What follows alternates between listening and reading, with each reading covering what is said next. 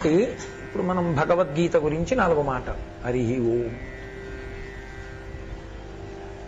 భగవద్గీత 12వ అధ్యాయం భక్తి యోగంలో భగవానుణ్ణి అర్జునుడు ప్రశ్న వేశాడు.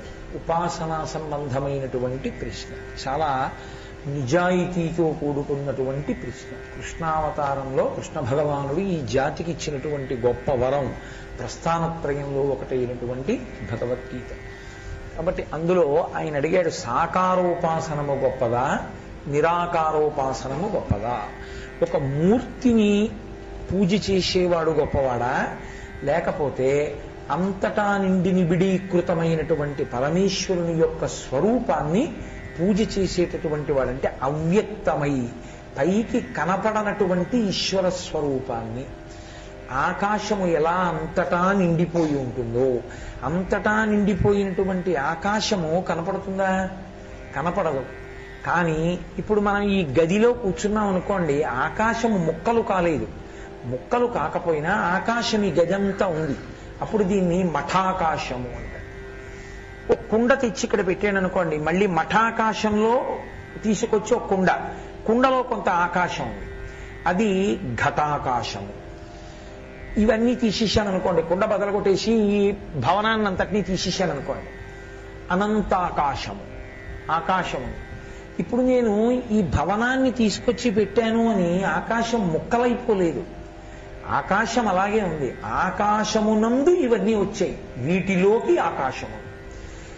కానీ అంతటా ఉన్న ఆకాశము కనపడుతోందా? కంటికి కనపట్టలేదు. ఇంకొంచెం కిందకి దిగి ఉపమానాన్ని తీసుకుంటే వాయువు అంతటా ఉంది కాబట్టే మనం బ్రతకగలుగుతున్నాం, ఉంది కాబట్టే సుఖాన్ని అనుభవిస్తున్నాం. అసలు సుఖము అన్న మాటకి పర్యాయ పదం వాయువు. అందుకే వాల్మీకి మహర్షి శ్రీరామాయణం ఉత్తరకాండలో వాయువు గురించి కొన్ని అద్భుతమైన మాటలు చెప్తూ సుఖం వాయు అంటారు. బాహ్యంలో చాలా డబ్బు ఉంది, అద్భుతమైన మేడ ఉంది, తినడానికి మధుర పదార్థాలు ఉన్నాయి, చక్కటి భార్య ఉంది, వజ్రాలు లాంటి బిడ్డలున్నారు, ఊపిరి అందట్లేదు.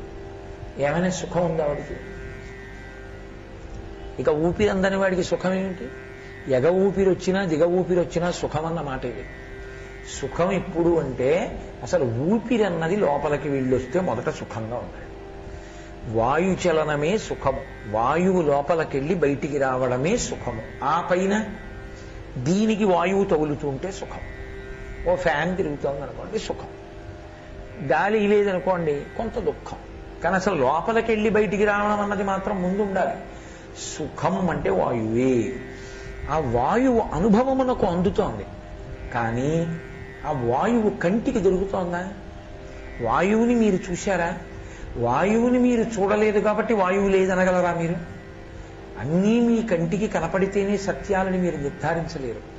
భూమి తిరగడం మీకు కనపడుతోందా? మీకు కనపడలేదు కాబట్టి భూమి తిరగట్లేదు అనగలరా?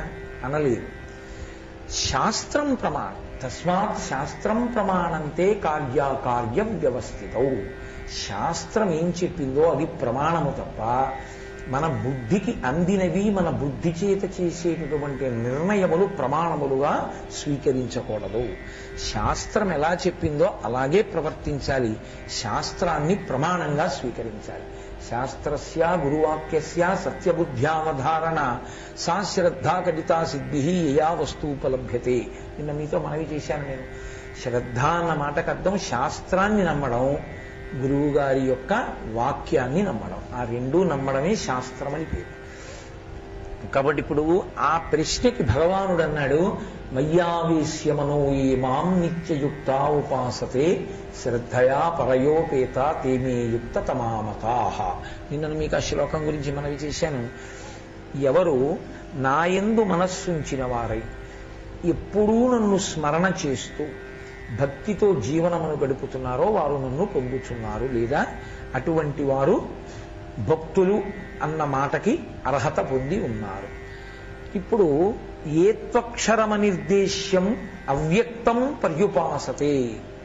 అర్జునుడు అడిగినటువంటి ప్రశ్న అది భక్తియోగం అంతా ఉపాసనకి సంబంధించినటువంటి శ్లోకాలు. మీరు 3వ శ్లోకాన్ని చూడండి అమ్మా ఒకసారి. నేను ఏ శ్లోకం చెప్తున్నానో మీకు తెలియాలి కదా, నాకు అదే ఒకటి. 3వ శ్లోకం కదూ. ఈ 3వ శ్లోకాన్ని 4వ శ్లోకాన్ని కలిపి మాత్రమే అర్థం చేసుకునే ప్రయత్నం చెయ్యాలి. ఏ త్వక్షరమనిర్దేశ్యం అవ్యక్తం పర్యుపాసతే సర్వత్ర గమచింత్యంచ కూటస్థమచలం ధ్రువం సంనియమేంద్రియగ్రామం సర్వత్ర సమబుద్ధయః తే ప్రాప్నువంతి మామేవా సర్వభూతహితే రతాః. ఇది ఒక్కసారి ఆ 3, 4 శ్లోకాలు కలిసి అందాం. ఏ త్వక్షరమనిర్దేశ్యం అవ్యక్తం పర్యుపాసతే సర్వత్ర గమచింత్యంచ కూటస్థం అచలం ధ్రువం సంనియమేంద్రియగ్రామం సర్వత్ర సమబుద్ధయః తే ప్రాప్నువంతి మామేవ సర్వభూతహితే రతాః. భగవానుడంటాడు ఏ త్వక్షరమనిర్దేశ్యం అవ్యక్తం పర్యుపాసతే.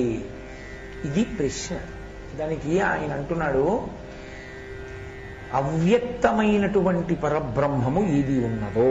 అవ్యక్తమైన పరబ్రహ్మము అంటే నేను మళ్ళీ మీతో మనవి చేస్తున్నాను, మీ కంటికి కనపడడానికి వీలు లేకుండా ఉన్నటువంటి పరబ్రహ్మ స్వరూపము. అది కంటికి కనపడేటట్టుగా వచ్చి నిలబడిందనుకోండి, అవతారము అంటే. తార అంటే మీ కంటికి అందనటువంటి రూపమై ఉంటుంది. అవతార మీ కంటికి కనపడేదిగా దిగొస్తుంది. వేదాహమేతం పురుషం మహాంతం ఆదిత్యవర్ణం తమసస్తు పారే సర్వాణి రూపాణి విచిత్య ధీరః నామాని కృత్వాభిపదం యదాస్తే అని కదా వేదం. అజాయమానో బహుధా విజాయతే. ఆయన పుట్టేవాడు కాడు, పుట్టి గిట్టేవాడు కాడు. ఆయన ఎప్పుడూ ఉండేవాడు, ఆకాశంగా. ఎప్పుడూ ఉండేటటువంటి పరమాత్మ ఒక ప్రయోజనము కొరకు పుడతాడు. ఏమిటా ప్రయోజనం ఆయనకి?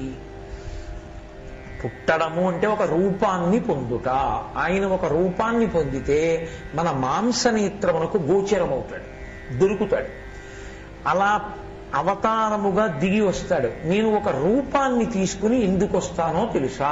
ఆయనే చెప్పాడు భగవద్గీతలో, అసలు యథార్థమునకు నాకు నామము లేదు, రూపము లేదు. నేను అంతటా నిండి నిబిడీకృతం అయిపోయి ఉంటాను. ఒక చోట ఉన్నాను, ఒక చోట లేను అని ఏమీ లేదు. దృశ్యతే శ్రూయతే పివా అంతర్బహిష్య తత్సర్వం వ్యాప్య నారాయణ స్థితః. వినేదానిలో, చూసేదానిలో, ప్రతిదానిలో నేను నిండి నిబిడీకృతమై ఉన్నాను. అటువంటి వాడను ఒక శరీరంతో మాంసనేత్రములకు దొరికేటట్టుగా వస్తాను. ఎందుకు వస్తాను? పరిత్రాణాయ సాధూనాం. పరమభక్తులైనటువంటి వారు అంతటా ఉన్న నువ్వు ఇలా మనకు కనపడు అని ఏ రూపంతో కనపడమని నన్ను అడుగుతున్నారో ఆ రూపంతో కనపడుతున్నాను. ఒకరు అమ్మగా కనపడు అన్నాడు. వెంటనే పరదేవతా స్వరూపంగా అమ్మగా కనపడ్డాడు. ఒక ఆయన అన్నాడు, నాకు పురుషుడిగా కనపడు అన్నాడు. పురుషుడిగా కనపడ్డాడు. ఒక ఆయన అన్నాడు, నాకు రెండూ కాదు, నపుంసక లింగంతో పరంజ్యోతి, ఒక శిఖగా, దీపశిఖగా కనపడు అన్నాడు. ఒక దీపశిఖగా కనపడ్డాడు. అందుకే ఆ స్వరూపం ఆయనముల యందు ఉపాసనా రూపంగా మారుతుంది. శ్రావణ మాసంలో అర్ధరాత్రి వేళ వర్షం పడుతున్నప్పుడు పుట్టినటువంటి వాడు కరచరణాదులతో పుడతాడు కృష్ణుడిగా. అక్కడి నుంచి 6 నెలలు వెళ్ళండి.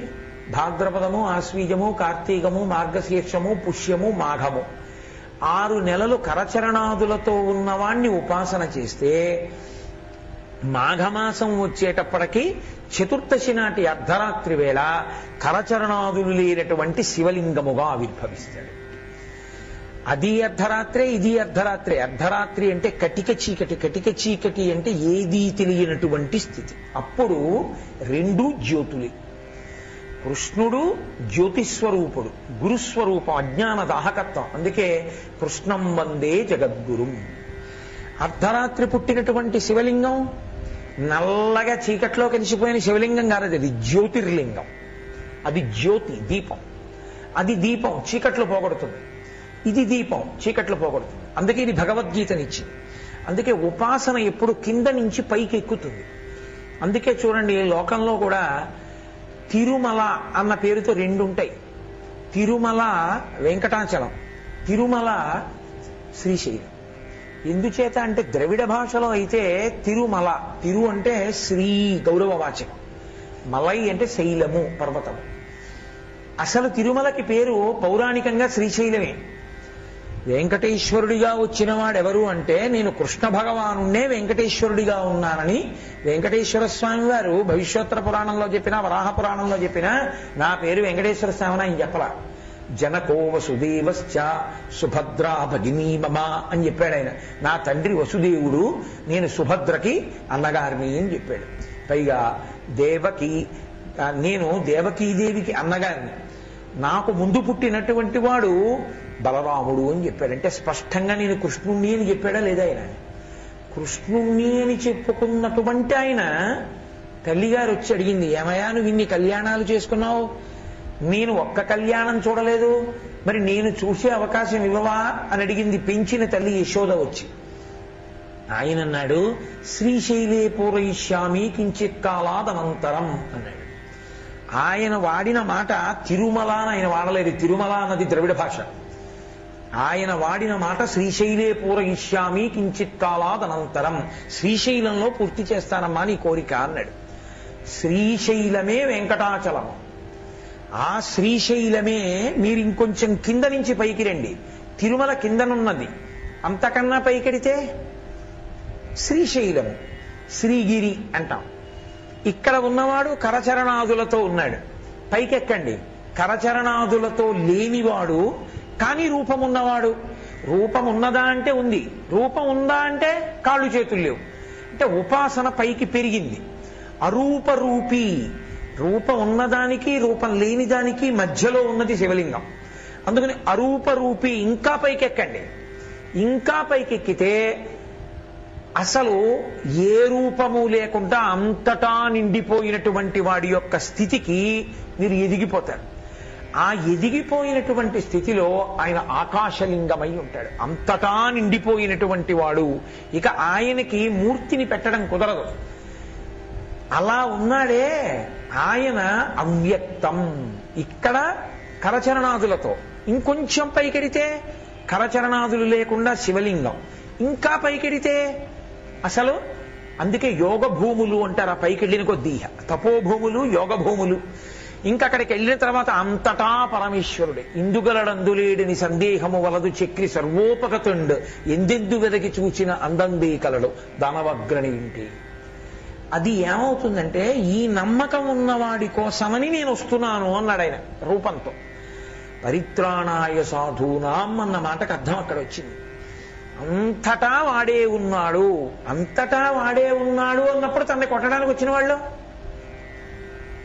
వాడు లేడండి అనొచ్చా? వాడే ఉన్నాడు. అందుకే ప్రహ్లాదుడు ఆ స్థాయిలో నిలబడ్డాడు పరమాచార్య స్వామి వారికి. అందుకే అంత ఇష్టం ప్రహ్లాదుడు అంటే. శూలం పెట్టి పొడుస్తున్నాడు ఒక రాక్షసుడు వచ్చి, తండ్రి చంపేయమన్నాడు. శూలం పెట్టి పొడుస్తున్నాడు. సాధారణంగా లోకంలో ఎవరైనా ఏం చేస్తారు, తనని పొడి చేస్తుంటే చేతులు అడ్డెడతాడు. ఓ గేది పొడిచింది అనుకోండి, చెయ్యి అడ్డెడతాడు. ప్రహ్లాదుడు అలా చేయలేదు. ఎందుకు చేయలేదంటే, శూలంలో నారాయణుడు కనబడ్డాడు, పొడిచేవాళ్ళలో నారాయణుడు కనబడ్డాడు. అందుకని ఆయన అన్నాడు, తన్ను నిశాచరుల్ పడవ దైత్యకుమారుడు మాటి మాటికో పన్నగశాయి, ఓ ధనుజ భంజన, ఓ జగదీశ, ఓ సర్వాపన్న శరణ్య అనుచు నుతించు కాని తా కన్నుల నీరుచాడు భయకంప సమేతుడు కాడు భూవర. భయం లేదు, కన్నుల నీరు కారదు. నారాయణ నారాయణ అని అంతటా నారాయణ దర్శనం చేస్తూ పొంగిపోతున్నాడు. ఇప్పుడు ఆయనకు ఒక మూర్తి కావాలా? అక్కర్లేదు. అంతా ఆయనకి శ్రీమన్నారాయణుడే. ఆకాశంతో మొదలుపెట్టి, అందుకే అంటాడు, గాలిని కుంభిని అగ్ని అంబువుల ఆకాశస్థలిని దిక్కులను ఆయన లేనిది ఎక్కడయా? అంతటా నిండిపోయాడు పరమేశ్వరుడు. అసలు ఆయన లేని చోటు లేదయా అన్నాడు. ఆయన చోటు లేదంటున్నాడు కొడుకు, ఆయనే లేడంటున్నాడు తండ్రి. అది వచ్చిన గొడవ. ఆయనే లేదన్నవాడన్నాడు. ఎక్కడా ఉన్నాడంటున్నావు నువ్వు, ఎక్కడా లేడంటున్నాను నేను. అంతటా ఉన్నాడంటున్నావుగా. అంతటా ఉన్నాడంటే నేను చూపించోట చూపిస్తావా? నాకు కనబడింది నీకెలా కనబడుతోంది? ఇప్పుడు ఆయన రావాలని లేదు హిరణ్యకశిపుడి కోసం. ఎందుకు వచ్చాడో తెలుసా అండి? ఒకే ఒక్క కారణానికి వచ్చాడు. ఉన్నాడని నమ్మి చెప్తున్నవాడు మహాభక్తుడు. మహాభక్తుడైన వాడి మాట నిజం చేయకపోతే ఉన్నాడన్న విశ్వాసం లోకానికి ఎలా కలుగుతుంది? అందుకని తాను రావాలి ఇప్పుడు. కాబట్టి హరి సర్వాకృతులం కలండనచు ప్రహ్లాదుండు భాషింప, ఎందును లేడు లేడనుచు దైత్యుండు తర్జింప, శ్రీనరసింహాకృతి దాల్చనచ్యుతుడు నానా జంగమ స్థావరోత్కర గర్భంబుల అన్ని దేశముల ఉద్దండ ప్రభావంబునన్నారు పోతన గారు. మొత్తం బ్రహ్మాండం ఒక నారసింహం అయిపోయింది. అసలు ఇంకా చెట్టు పుట్ట ఏమి లేదు, అంతా నారసింహమే. నారసింహముగా ఎందుకు పైకి రావాలి అంటే ఆయన అడిగాడు. మనిషి కాదు, రాక్షసుడు కాదు, పగలు కాదు, రాత్రి కాదు, ఇంట్లో కాదు, బయట కాదు, లేకపోతే బతికున్నవి కాదు, చచ్చిపోయినవి కాదు, తడిది కాదు, పొడిది కాదు, ఇలాంటి వాటి చేతిలో అయితే చచ్చిపోతానన్నాడు. కాబట్టి మనిషి కాదు, మృగం కాదు, నారసింహుడు ఉన్నవి కాదు, చచ్చిపోయినవి కావు, కోస్తే బాధ పెట్టదు, పెరుగుతూ ఉంటాయి కాబట్టి ప్రాణమున్నవి గోళ్ళు. మనిషి కాదు, మృగం కాదు, నరసింహస్వామి ఇంట్లో కాదు, బయట కాదు, గడప మీద, ఆకాశంలో కాదు, నేల మీద కాదు, తొడల మీద. ఇన్ని ఏవేవడిగాడో అన్నింటికీ మినహాయింపునిస్తూ వచ్చాడు. రాక్షస సంహారానికి నరసింహుడు. ఉన్నాడన్న ప్రహ్లాదుడి మాట నిజం చెయ్యడానికి వ్యక్తమయ్యాడు. ఇది అవ్యక్తము వ్యక్తము అన్న మాటకు అర్థం. అవ్యక్తముగా ఉంటే కదా వ్యక్తమయ్యాడు. అవ్యక్తముగా ఉన్నాడు. అవ్యక్తముగా ఉన్నాడన్న మాటకి నమ్మకం ఏమిటి? నీకు తెలియక్కర్లేదు, నీ మనసుకు అందక్కర్లేదు. తస్మాత్ శాస్త్రం ప్రమాణంతే. శాస్త్రము చెప్పింది ప్రమాణం. ఉన్నాడు అవ్యక్తముగా, అంతటా ఉన్నాడు, నిండి నిబిడీకృతమై ఉన్నాడు. అసలు యథార్థమునకు ఆయనే ఉన్నాడు, వేరొకటి లేదు. ఆయన అధిష్టానముగా లేకపోతే ఏదీ లేదు. ఆయనే ఉన్నాడు. మిగిలినవి ఉన్నాయన్నవే ఉన్నాయో అవన్నీ లేనివై ఉన్నాయి. కాబట్టి ఏత్వక్షరమనిర్దేశ్యం, అదిగో అలా నిండిపోయినటువంటి వాడున్నాడే, వాడు వ్యక్తమై రూపంగా వస్తే వస్తాడు. అలా వచ్చినప్పుడు సగుణోపాసనం అంటారు. అలా వచ్చినటువంటి వాడి యొక్క మూర్తిని పెట్టుకుని అది విగ్రహం కాదయా ఈశ్వరుడు, ఈ ఈశ్వరుడే అంతటా నిండి ఉంటాడు. ఆయన నిండి ఉన్నవాణ్ణి నా మనసు పట్టుకోలేదు, ఒక ఆధారం కావాలి. కాబట్టి ఇదిగో ఆయన ఏ రూపంలో వ్యక్తమయ్యాడో దాన్ని పట్టుకున్నాను అంటే సాకారోపాసన. దాన్ని కూడా దాటిపై అంత నిండిపోయినటువంటి వాణ్ణే చూడగలిగితే అవ్యక్తోపాసన, అక్షరపర బ్రహ్మోపాసన. కాబట్టి ఏత్వక్షరం అనిర్దేశ్యం. పరమాత్మ అంటున్నారు అది అనిర్దేశ్యం అవ్యక్తం పర్యుపాసతే. అవ్యక్తం అంటే వ్యక్తము కాని దాన్ని అనిర్దేశ్యం చెప్పడం కుదరదు. ఇదండి నిజానికి చాలా గంభీరమైనటువంటి మాట. ఎందుకో తెలుసా? లోకంలో ఒక విషయం ఉంది. ఈ సృష్టి మొత్తము ఎంగిలి. ఎంగిలి కాని వస్తువు ఏదైనా ఉందా అని అడిగారు లోకంలో. ఎంగిలి కాని వస్తువు అంటూ ఉంటే ఒక్కటే ఉన్నది తప్ప మిగిలినవన్నీ ఎంగిలే. బాలమురళీకృష్ణ గారి కీర్తన ఒకటి ఉంటుంది. నీకు నీళ్లు తెచ్చి అభిషేకం చేద్దాం అనుకున్నాను, చెంతనున్నా చెప్పచెక్క ఎంగిలంటున్నాయి లింగా అని. పువ్వు తెద్దాం అనుకున్నాను, తుమ్మిద ఆ మధుపము పానం చేసింది కాబట్టి మధువుని పువ్వు ఎంగిలేయింది. అన్నీ ఎంగిలే. ఎంగిలి అంటే ఏమిటంటే చేతికి తగిలితే ఎంగిలి అవ్వదు, కడుపుకి తగిలితే ఎంగిలి అవ్వదు, నాలుకకి తగిలితే ఎంగిలి అవుతుంది. నాలుక్కి తగలడం కానీ నోట్లో పెట్టుకోవడం కానీ చేశారనుకోండి. నోట్లో పెట్టుకోవడం అంటే నాలుక్కి తగలడం. నాలుక్కి తగిలిందేదో అది ఎంగిలైపోయిందని గుర్తు. లోకంలో అన్నీ ఎంగిలైపోయి. ఎంగిలి కానిదేది? నాలుకకి తగలనిదైతే ఎంగిలి. నాలుకకి తగలనిదేది అంటే దేని గురించి చెప్పడం కుదరదో అది నాలుకంతో చెప్పలేడు. కాబట్టి లోపల అనుభవానికి మాత్రమే అందింది. లోపల అనుభవానికి అంది పైకి చెప్పడానికి కుదరకుండా మిగిలిపోయింది ఏదైనా ఉంటే ఆత్మ ఒక్కటే. ఆత్మయే ఎంగిలి కాదు. కాబట్టి అనిర్దేశ్యం అంటే అది చెప్పడం కుదరదు. అది సాధన చేసి సాధన చేసి సాధన చేసి అనుభవంలో అందుతుంది. అనుభవంలో అందుతుంది తప్ప అది సాధింపబడేది కాదు, కొత్తగా తెచ్చుకునేది కాదు.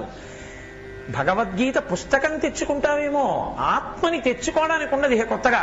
ఆత్మని కనుక్కున్నానండి, ఆత్మని తెచ్చుకున్నానండి, ఆత్మని దర్శనం చేశానండి లేదు. ఆత్మయే ఉన్నది, కానీ ఆత్మ కనపడకుండా మాయ అడ్డుకుంది. మాయ తొలగింది, ఆత్మ దర్శనం. కాబట్టి ఇప్పుడు ఉన్న వస్తువేదో ఉన్నది ఉన్నట్టు తెలిస్తే అనుభవానికి అందింది అంటారు. అనుభవానికి అందుతుంది తప్ప వాక్కుగా మాత్రం దాన్ని ఆవిష్కరించడం కుదరదు. నోటితో ఎవ్వడూ చెప్పలేడు. మరి వేదం అండి, అది కూడా వేదం కూడా ఏమందంటే యతో వాచో నివర్తంతే అప్రాప్య మనసా సహా. నేను కూడా నా వాక్కులతో ఈశ్వరుడు గురించి చెప్పలేను, ఈశ్వరుని యొక్క దర్శనమును మీకు ఇప్పించలేను. ఎక్కడ వాక్కు మనస్సు వెనక్కి తిరిగాయో అక్కడ ఆత్మగా అనుభవము అందుతున్నది. కాబట్టి ఏ త్వక్షరం అనిర్దేశ్యం అవ్యక్తం పర్యుపాసతే, వ్యక్తము కానటువంటి ఆ పరబ్రహ్మము నోటికి మాటలకి అందని దానిని ఎవరు ఉపాసన చేస్తున్నారో అది సర్వత్ర గమచింత్యంత్య కూటస్థమచలం ధ్రువం. అది అంతటా ఉన్నది, అది లేని చోటు లేదు, అది చూడని చోటు లేదు, అది చెయ్యనిది, అది తెలుసుకోనిది లేదు.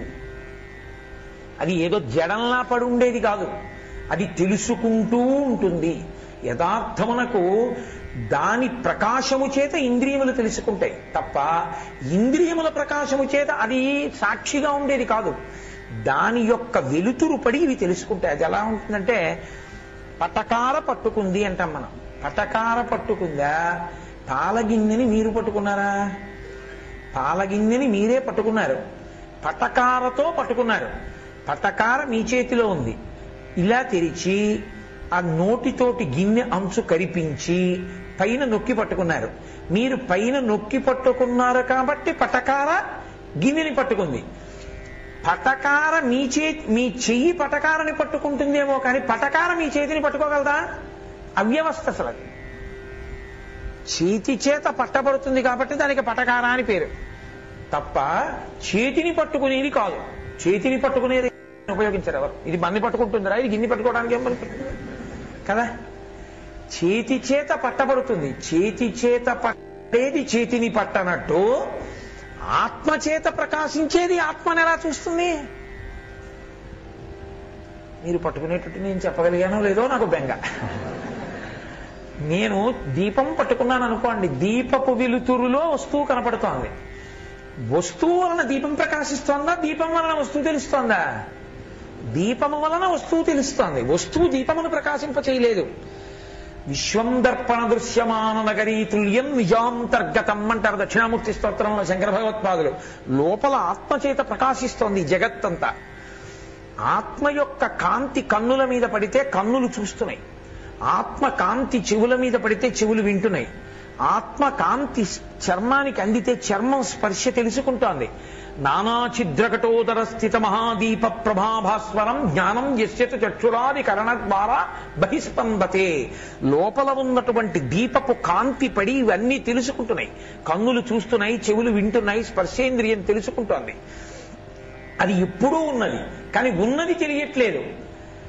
ఆ ఎప్పుడూ ఉన్న వస్తువు ఏది ఉందో అది అంతటా ఉన్నది. ఉన్నదొక్కటే, అది అంతటా నిండి నిబిడీకృతమైపోయింది.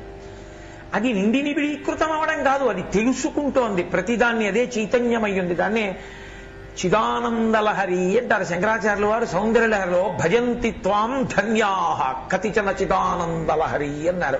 అమ్మా ధన్యాహ, కొంతమంది ఉన్నారమ్మా లోకంలో, వాళ్ళు ఉత్తములు, విద్వాంసులు, పండితులు, భగవద్భక్తులు, జ్ఞానులు, వాళ్ళు తెలుసుకున్నారమ్మా. అది చిదానందలహరి, అది ప్రవాహం అమ్మా, దాన్ని తెలుసుకున్నారు అన్నారు. ఎవడు అలా తెలుసుకున్నాడో వాడు బ్రహ్మమైపోయాడు. బ్రహ్మవిద్ బ్రహ్మైమ భవతి, బ్రహ్మమును తెలుసుకున్నవాడు బ్రహ్మమే అయిపోతాడంతే. ఇంకా నేను ఆత్మ అని అనుభవంలోకి వచ్చినవాడు, నాలా నోటితో ఉపన్యాసాలు చెప్పినవాడు కాదు, అనుభవంలోకి తెచ్చుకున్నవాడెవరో వాడే పరబ్రహ్మమైపోతాడు. నేను మీకు ఒక ఉదాహరణ చెప్పాలంటే, నాకు పెళ్లి అయిపోయింది కాబట్టి నేను గృహస్థుని. నేను ఎవరైనా ఏమైనా పిల్లని అలాంటి మాట అసలు నోటి వెంట రానియకూడదు. ఒక నీచమైన ఉదాహరణకి చెప్తున్నాను. ఎవరో పిల్లనిస్తానంటే పెళ్లి చూపులకి వెళ్ళి ఎవడో కనపడదు. అదేంటంటే పెళ్లి చూపులకు వచ్చారు, మీకు పెళ్లి మర్చిపోయింది పెళ్లి అయిందని అంటానే ఆనంద్ కదా. ఓసారి పెళ్ళైతే గృహస్థుని తెలిసిపోయిందంతే. ఇంకా నేను గృహస్థుని, నాకు పిల్లలు లేరు, ఏదో బాధపడుతున్నాను అనుకోండి. కొడుకు పుట్టాడు, ఇంకా పిల్లలు లేరని ఏ జ్యోతిష్కుడి దగ్గరికి పెడతానా? అదేంటంటే మీకు కొడుకు పుట్టారన్నారంటే మర్చిపోయినప్పండి కొడుకు పుట్టేశాడంటానా? మళ్ళీ తండ్రి అయ్యాను, తండ్రిని అంతే గుర్తుండిపోయిందా లేదా? నేను శరీరాన్ని, మాయ కాదు నేను ఆత్మని తెలిసిపోయింది, అనుభవంలోకి వచ్చేసింది ఆత్మను నేను అని. వచ్చిన ఉత్తర క్షణంలో ఆడే పరబ్రహ్మం. బ్రహ్మవిత్ బ్రహ్మైవ భవతి. నాకు పెళ్ళయిందని తెలుసుకుంటే గృహస్థ అయినట్టు, నాకు కొడుకుట్టాడని తెలిస్తే తండ్రి అయినట్టు, నేను ఆత్మని అని తెలుసుకున్నవాడే బ్రహ్మమగుచున్నాడు. కాబట్టి ఇదిగో అలా ఏత్వక్షరమనిర్దేశ్యం అవ్యక్తం పర్యుపాససే సర్వత్ర గమచింత్యంచ కూటస్థమచలం ధ్రువం. అంతటా నిండి అన్నీ తెలుసుకుంటూ అన్నీ చేస్తున్నది ఎందుకు అందదు? నేను దాని గురించి తలబద్దలు కొట్టుకుని ఉపన్యాసం చెప్పే కన్నా అర్థమయ్యేటట్టుగా ఒక్క ఆఖ్యానం చెప్తే మీకు తెలిసిపోతుంది. వెనకటికి ఒక మహారాజు అడిగేట, ఈశ్వరుడు ఎక్కడుంటాడు, ఎటు చూస్తూ ఉంటాడు, ఏం చేస్తూ ఉంటాడు? మంత్రి గారిని అడిగాడు. పాపం మంత్రి గారు చెప్పలేకపోయారు, తలపట్టు కూర్చున్నాడు. ఎవరో ఒక సామాన్యుడు అన్నాడు, దేనికండి మంత్రి గారు అంత తలపట్టు కూర్చుంటారు, నీ చెప్పేస్తాను రాజుగారికి ఈ 3 విషయాలు. రాజుగారి దగ్గరికి వెళ్ళాడు. ఏమిరా చెప్పగలవా? 3 చెప్పగలను. ఈశ్వరుడు ఎక్కడున్నాడు? అంతటా ఉన్నాడు. నీ మొహం ఇచ్చా, అంతటా ఉంటే ఏడురా కనపడ్డాయి? మహాప్రభో, ఉన్నది ఉన్నది అని మీకు తెలుస్తుంది, కానీ ఉన్నది కనపడాలి అని ఏమీ లేదు. అదేమిటి అలా ఎలా కుదురుతుంది? అలా ఎలా కుదురుతుందంటే నేను చెప్పినట్టు చేయండి, రోజులో మీకు నిరూపిస్తాను. ఎలా? కసిని పాలు తెప్పించండి. తెప్పించాడు. మహాప్రభో, పాలలో నెయ్యి ఉందా లేదా? ఉంది. ఎక్కడుంది? అంతటా ఉంది. ఏది నెయ్యి? కాచండి, తోడు పెట్టండి, కవ్వం పెట్టి చిలకండి, మజ్జిగ చెయ్యండి, వెన్న తేలింది, కరిగించండి, నెయ్యి వచ్చింది. పాలలోనే ఉందా?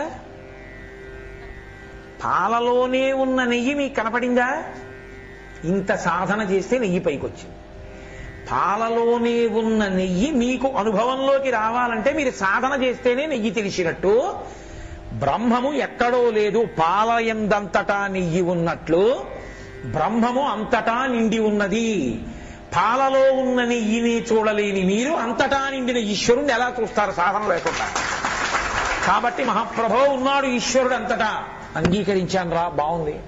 ఎటు చూస్తూ ఉంటాడు మహాప్రభో? ఎటు చూస్తాడంటే అంతటా చూస్తూ ఉంటాడు. అలా ఎలా కుదురుతుందిరా? నేను ఇలా అన్నా చూస్తాను, ఇలా అన్నా చూస్తాను, అంతటా ఎలా చూస్తాను? చూస్తాడండి ఈశ్వరుడు. ఏది అంతటా ఎలా చూస్తాడు చెప్పు? మహాప్రభో, దీపాలన్నీ ఆరిపోయి ఓ దీపం వెలిగించండి. ఇప్పుడు ఎటు చూస్తోంది దీపం? దీపం ఎటు చూస్తోంది ఏంట్రా? అటు చూస్తోంది, ఇటు చూస్తోంది, ఇటు చూస్తోంది, ఇటు చూస్తోంది, అటు చూస్తోంది. ఈశ్వరుడు అంతే, పరంజ్యోతి. ఆయన అన్ని వైపులా చూస్తాడు. దీపమే చూడగాలేంది ఈశ్వరుడు చూస్తాడంటే మీకు అనుమానం ఏమిటి మహాప్రభు? అమ్మ నాయన రేణు గట్టికుడు ఉస్మా, ఈశ్వరుడు అన్ని వైపులా చూస్తాడు. అంగీకరించాను. ఏం చేస్తుంటాడు? రాజుని బంటుని చేస్తాడు, బంటుని రాజుని చేస్తాడు. కాబట్టి అది ఎలా జరుగుతుంది అంటే, మహాప్రభో, నేర్చుకునేవాడు కింద కూర్చోవాలి, చెప్పేవాడు పైన కూర్చోవాలి. ఇంతసేపు పోన్లే రాజుగారు కదా అని 2 విషయాలు బాగుండదని కింద కూర్చుని చెప్పాను, మీరు సింహాసనం మీద కూర్చున్నారు. 3వది నా దగ్గర నేర్చుకోవాలంటే కాసేపు మీరు కిందకి దిగి దీంట్లో కూర్చోండి, నేను పైన కూర్చుంటాను. పోన్లేరా 3వది నిరూపిస్తే నాకు సంతోషం కదా, రా కూర్చో. వీడు వెళ్ళాడు, రాజుగారి సింహాసనంలో కూర్చున్నాడు. రాజుగారు వచ్చారు, ఆ కింద ఉన్న ఓ కుర్చీ లాక్కుని కూర్చున్నాడు. వాడన్నాడు ఇదే చేస్తుంటాడు. రాజుని బంటు చేస్తాడు, బంటుని రాజు చేస్తాడు. నేను వచ్చి సింహాసనంలో కూర్చున్నాను, మీ కర్మ వెళ్ళదిగా కుర్చీలో కూర్చున్నాను అన్నా. నిజం స్వా, ఆయన సంకల్పం లేకుండా ఇవన్నీ ఎలా జరుగుతాయి? కాబట్టి మహాప్రభో, ఆయన లేని చోటు, ఆయన చూడని చోటు, ఆయన చెయ్యని చేత లోకంలో లేవు. ఉన్నది అదొక్కటే. కాబట్టి సర్వత్రగమ అచింత్యంచ, అంతటా నిండి నిబిడీకృతమైనటువంటి ఆ అవ్యక్త పరబ్రహ్మ మీదున్నదో దాన్ని పట్టుకుంటున్నాడు ఒక ఆయన. పట్టుకుని ఉపాసన చేస్తున్నాడు. ఆయనకి రూపంతో సంబంధం లేదు. వ్యక్తము కాని ఈశ్వరుడు అంతటా ఉన్నాడు అని నిశ్చలమైన భక్తితో ఉపాసన చేస్తున్నాడు. ఇప్పుడు ఆయనకి అసలు ఈశ్వరుడు కాని ప్రదేశం అన్నది లేనే లేదు. నేను మీతో చెప్పానే అవ్వయార్ సంగతి, ఎక్కడికి తిరిగితే అక్కడే శివలింగం వచ్చిందని, శివుడు తిరిగాడు అని.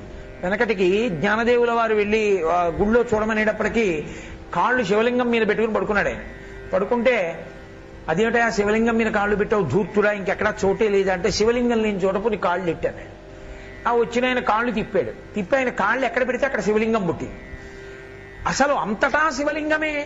కంచిలో పృథ్వీలింగం, జంబుకేశ్వరంలో జలలింగం, అరుణాచలంలో అగ్నిలింగం, చిదంబరంలో ఆకాశలింగం, కాళహస్తిలో వాయులింగం, సోమకుండంలో చంద్రలింగం, కోణార్కలో సూర్యలింగం, ఖాట్మండులో యజమానలింగం. అన్ని ఆయన ఇంకా లింగంగా అందే ఉంది.